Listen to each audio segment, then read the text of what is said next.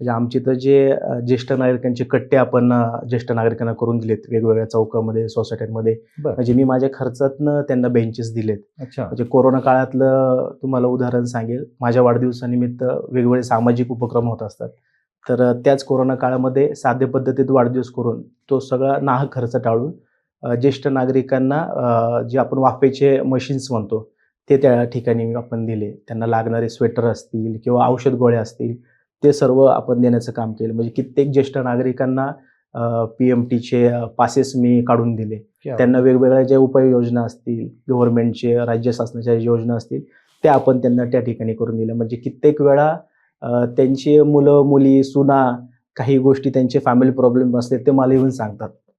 काय दादा यामध्ये काय गाईडन्स घेता येईल? किंवा कित्येक वेळा दवाखान्यामध्ये मी ज्येष्ठ नागरिकांना घेऊन गेलोय. त्यांना ज्या ठिकाणी गरज पडेल तिथे त्यांचा हा एक मुलगा म्हणून, एक नातू म्हणून मी दरवेळेस आमच्या प्रभागामध्ये उपलब्ध असतो. येणाऱ्या काळामध्ये तसंच त्यांची सेवा करण्याचं व्रत मी घेतलं.